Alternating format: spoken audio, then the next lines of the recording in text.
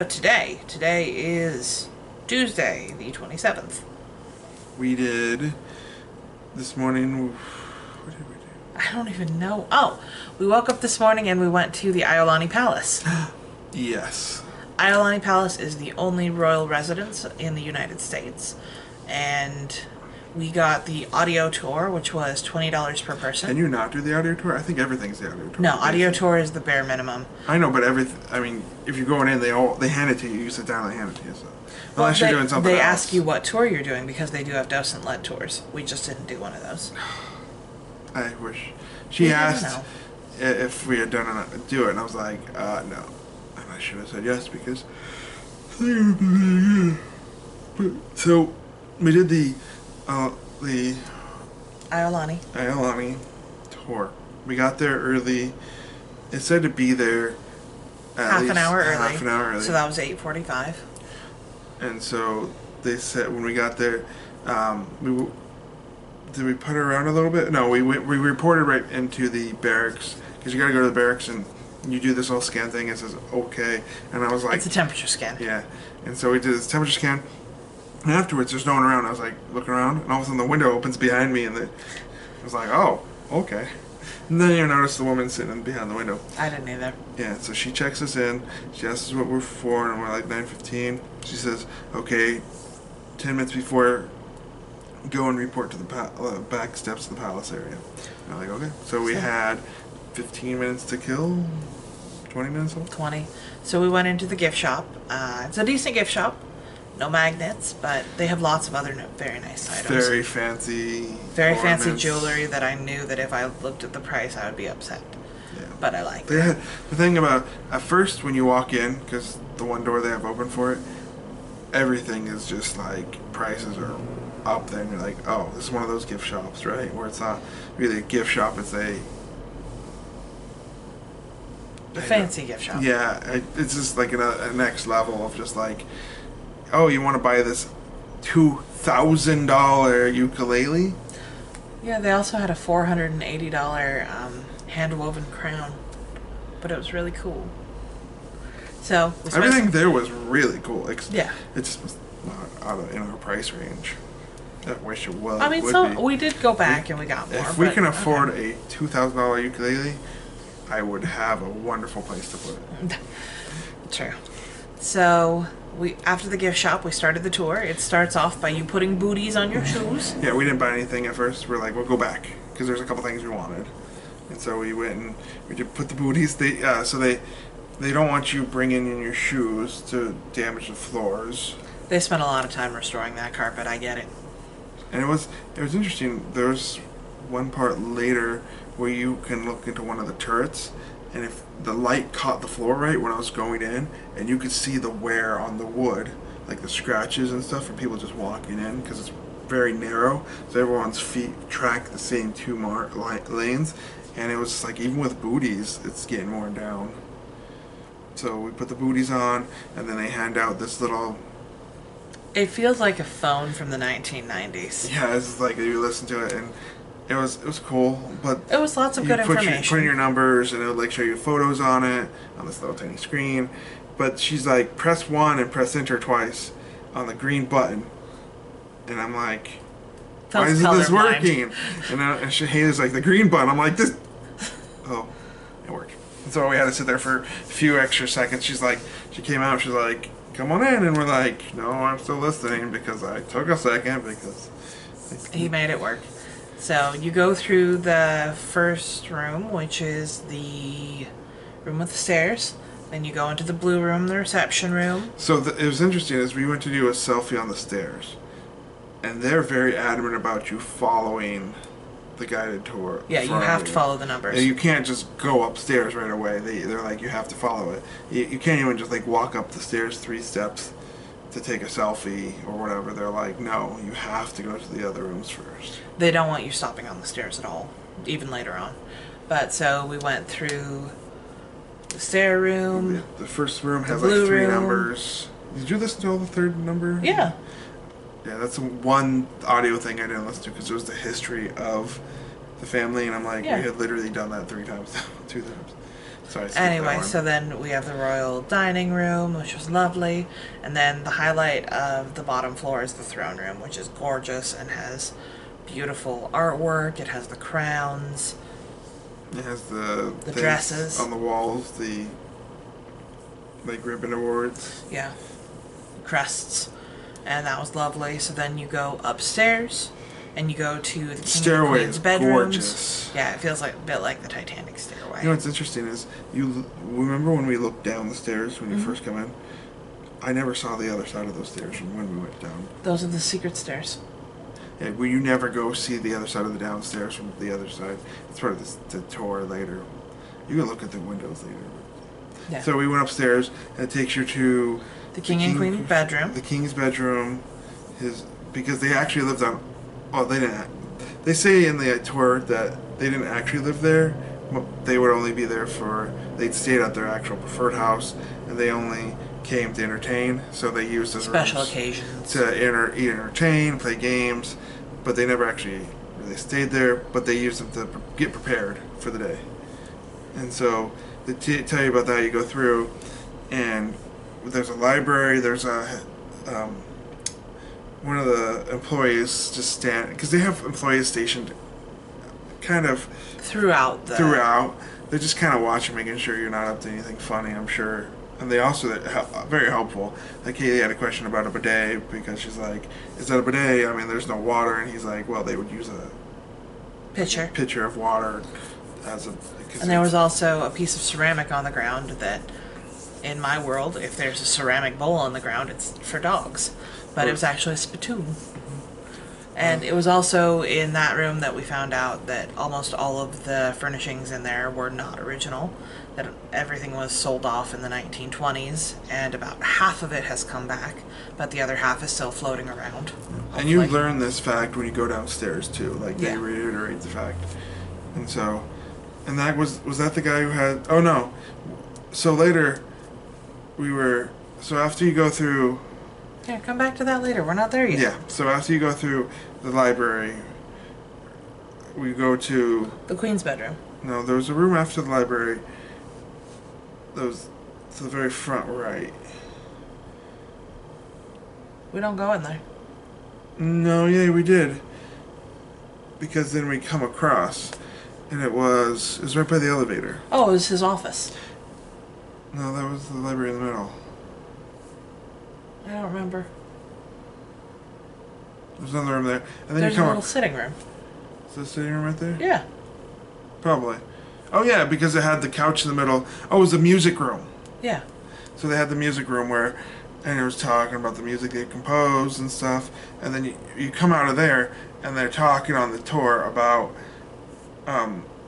if you look out this window, this was the docks where he was let in after the king died in San Francisco, which is horrific. The boat coming back and the queen wailing in agony and it was just gut wrenching. And you're like standing feet from when she saw the casket coming up the stairs, and you're like, "Oh my God, this is just intense." And the guy comes over and he's like, "You must be at this part," and he shows us because now you cannot see the dock because there's a government building in front of the way, but he shows us what the photo is without the government building. You can see straight down to the docks. Yeah. So then you go through the queen's bedrooms, and the last room that you go through is the room where Queen Liliuokalani was held for 8 months during the Great Uprising. Yeah, they have. They did a nice transition because you go from the queen's room, which is decorated, to a blank room, which is like the guest room. Right, and it kind of sets the tone for the next room because it's like nothing in there. The next room is just one piece in the entire room. Well, they had a chest in the corner they never talked about, but I think that was just for aesthetics. But the one piece in there was the quilt that Liliuokalani and her ladies-in-waiting made during those 8 months when they couldn't leave the room. Yeah, they couldn't do anything, so they just made a quilt, and the quilt is like in the center is the crest, and then she puts on there like she embroiders in it like.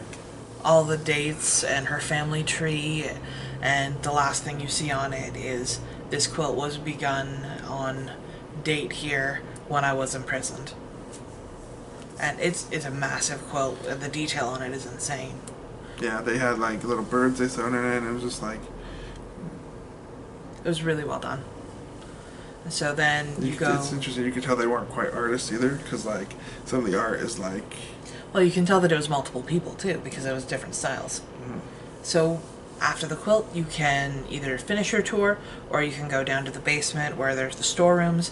They also go a lot into the history of the leper colony and the king and queen's involvement with that. I think that was a specific... Exhibit? I think that was an exhibit for the time. Oh. Because everything was temporary, if you noticed. They were on those placards in the middle. It was, but... So I think it was not a temporary exhibit, but it wasn't a permanent exhibit. They were talking about how the queen and king interacted with the leper colony and sending the subjects over there and like their reactions and what they did and stuff for them. It was very touching. There's also a great exhibit on restoration and how the Iolani Palace was at one time the state house. That's like the last thing you do too. Because you go through and you see like the... They also have the jewels and before you get there, you see all the jewels of and things. The stuff that's been brought back, loaned from the Bishop Museum. They talk about like the crown, like the guard who was arrested because he destroyed it and pried out the gems and stuff. And then after that, you see the whole building, and the last thing it talks about as you're coming back around is the restoration and what it took to make this place like this. And it was really, I thought it was well done. It was very well done. And they showed like the master craftsmen. They have to have a DVD, and I looked for it, I couldn't find it. If they had a DVD for like the documentary of restoring it, I would have watched it. I would have got it, because the thing is, it was also in the 70s, so they might not have been... They were. If you looked at the photo, they had so many photos of like every time they did something. No, I mean video camera footage. Yeah, well it would have been film, but yeah. I don't know if they would have had a lot of film, but they definitely had photos. They had so many photos of like every time the craftsmen, because they're all master craftsmen they used. They used master, like, the molds for the roofs, like the chairs.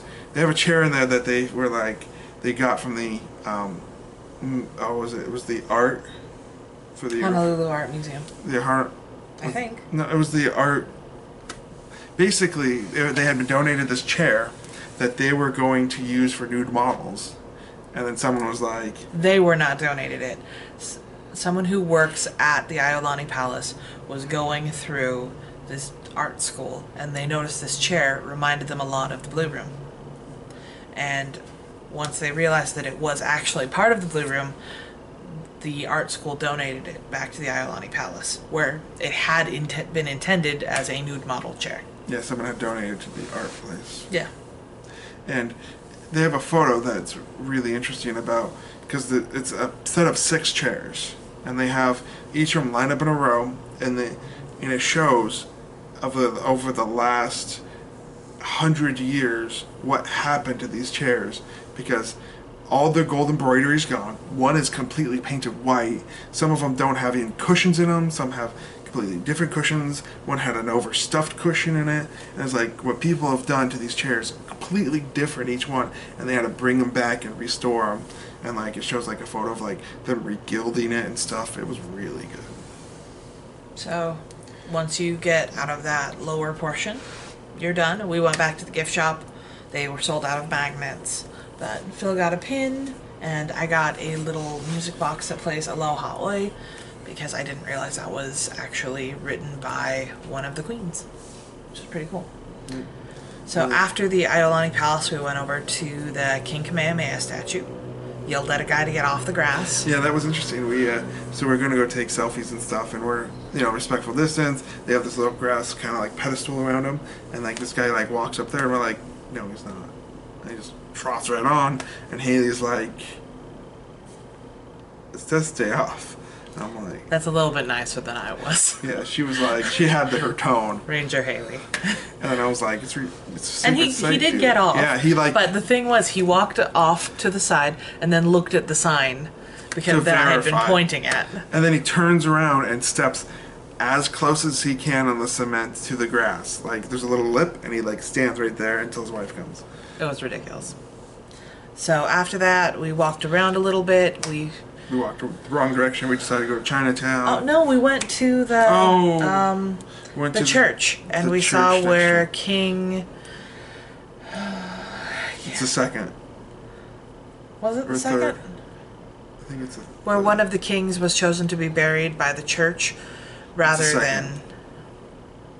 I don't remember if it was the second or the third. But he wanted to be buried with the people rather than in the sacred sites, so he has a mausoleum there. And there's also the church that was, I think, is probably the oldest church on Hawaii. It was built by Hiram Bingham. Yeah, and they actually have the oldest still standing structure in Hawaii there. In the Mission Museum. We're not big fans of missionaries, so we chose not to go to that museum. But we did walk alongside it and looked at some of the buildings. We explored a little bit of the grounds that were accessible. And what was it?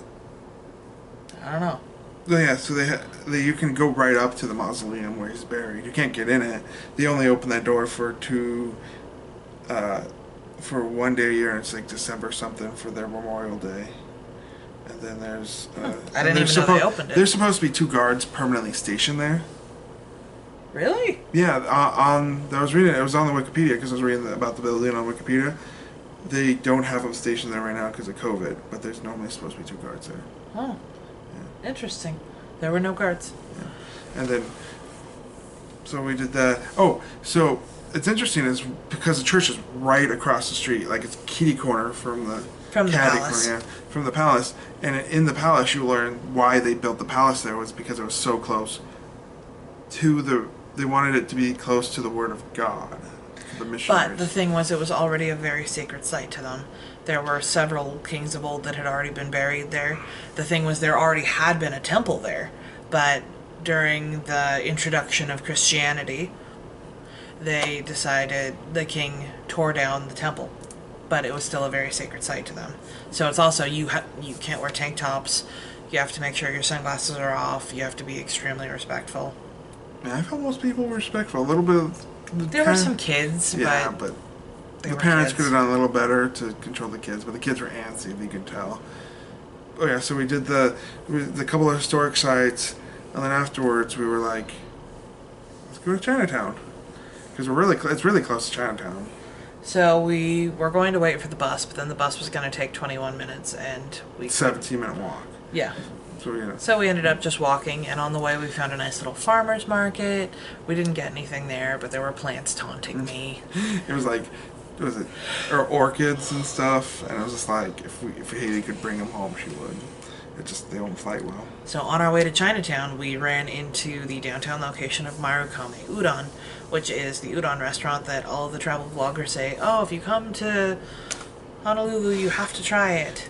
If you're staying in Waikiki, you have to try it. We walked by the line tonight on the way back, and the line is down around the building. It's 2-hour easily line. The location in Waikiki. However, the location downtown, we were in it in 10 minutes. Not even that. We didn't even wait outside. There was one person in front of us, and if these people just took the bus, it goes right in front of it. They could literally take a bus, get over there, and eat faster than they can get through the line here. I really liked it. The noodles were incredible. The tempura was great. The tempura was fine. I loved the noodles. The thick crunch, not crunch, but the thick chew on them. Well, they also put the tempura crunchies in the broth. It was super good. We got the number 4. Yeah. It had an egg in it and stuff. Yeah, so we fantastic. The number 4 has an egg in it. We also got a sweet potato. No, we didn't get sweet potato, did we? We got a veggie croquette. We got the veggie straws. We got a shrimp tempura, and we got a tamago tempura, and a large bowl of udon and a drink, and that was $16. We drank so much of that drink too. We just kept refilling it with lemonade. Yeah. We were so thirsty. It was fantastic, and really, for price consciousness, fantastic. Yeah. Oh, and the udon. If we hadn't gotten any of the tempura, it would have been like a $5 bowl of noodles. Yeah, absolutely dirt cheap. But high quality too.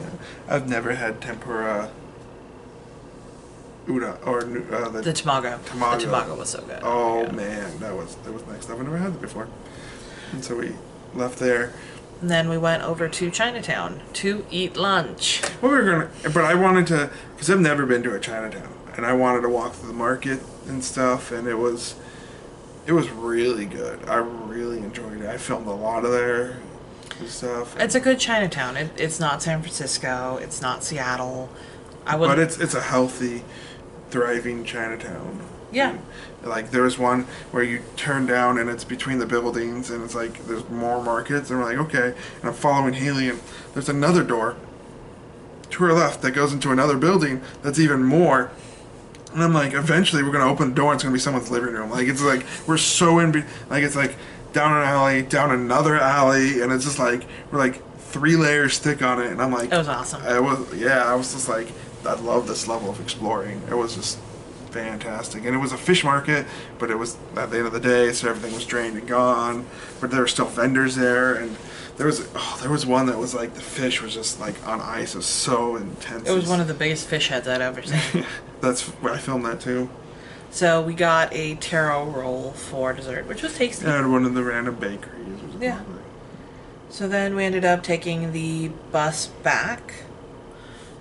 Dropped off the stuff we bought from the Bishop Museum. I also bought a necklace in Chinatown that was pretty. We laid here for a little bit. We were really full still. Yeah, it was a bit of a food coma. And then I think I took a 30-minute nap though. No, you took maybe a 10-minute nap, and then I decided that I wanted donuts. And well, really, I wanted malasadas. And she's like, I googled it. There's one next door. In the International Marketplace. And I was like, okay. So she's like, I'm leaving without you. And I was like, well, I guess I gotta put my pants on. So we walk over to International Marketplace. We walk through the market, through the mall about twice. We're about to give up when I start looking through the Google Photos and realize that it's inside of the Japanese store that is in there. I promise we're not weeaboos. We just happen to like Japanese food a lot. And there's so much more here than anywhere where we... Yeah, we don't have high-quality Japanese food, so I'm really enjoying it while I can. So we got 2 Mochi Donuts at WeDo. I feel like it's called WeDo. Modo. More donuts. Yeah. Modo. So we got 2 Mochi Donuts. Those were very tasty. That sesame seed one was incredible. Yeah, it was black seed. We filmed that too. Black seed and... Black sesame seed. Yeah. And the other one was... matcha. We didn't take a long look through the Japanese marketplace, but if you want to go to a Japanese market, go over to Don Quixote. Yeah. Honestly, the prices from what I saw were not great, but the mochi donut I would go for. It's literally a little shop in the back of the shop. Yeah, they have a tempura place there too next to it. We didn't try that though. Yeah. So we continued our dessert tour by going over to the Royal Hawaiian Center Market. No, we did the rest of the international market. We learned that the original international market was great and, you know... Small vendors. Different cultures, like across the Pacific. And then they demolished it for... a mall. Prada and... So... Once we left, we went over to the Royal Hawaiian Center and we puttered around a little bit. Which is the exact same type of mall. Yeah, the design looks very similar. Except for on top of it, they shoved a amphitheater, which is weird. But so our goal for this place was to get Japanese cheesecake because I've always seen the videos of the jiggly Japanese cheesecake and I wanted to try it. So I found a place that did it and we walked around trying to find it and it was closed. Yeah, it's been closed for 2 months. It's still on all the signs though, so. Yeah. But thankfully there was another... Well, they put that plant in front of that one. Thankfully there was another bakery that had the Japanese cheesecake and we also got a couple other little cakes that were the fanciest and best cakes I think I've ever had. Yeah. Out of the 4, what was your favorite? So we got the jiggly cheesecake slice, we got a ladybug one that was mixed berries and cream cheese. There was the honey lemon bumblebee one. Honey lemon probably, or and let's not forget the little matcha cream puff turtle. That one was probably bottom of the 4 for me. I'm gonna put the honey butter at the bottom. I liked it, but I don't think I could have eaten more than the tiny little slice that we got. It was very, very... It was intense flavoring. I really liked that matcha turtle. Matcha was good. I like but the Japanese cheesecake was the clear winner. Yeah. Second would be for me is the ladybug. Ladybug was delicious too. But the Japanese cheesecake was just, the texture on it was just so delicate but flavorful, and it was lovely. Yep, and then we came back here. Found out my niece broke her arm, so feel better soon, Emma. And then we laid down for a little bit. No? No, it was literally just me talking to Mom and Jen about Emma. And then we left to go swimming. And then, yeah, we went down to the main part of Waikiki Beach. Right there by the behind yeah. the Duke's Statue, pretty much. Where the little kiddie area where it's like they have the walls so it doesn't like really wave, like it breaks it for you. We were in the area where the wall is a lot lower, so we could still get the waves. I like swimming with the waves. Yeah, so it was a good mix of both. So we were out there for... The sand was really nice on our feet. Hour and a half, I want to say. No. Yeah, over almost 2 hours because we left almost at 7:30 by the time we got out of there. But it was lovely.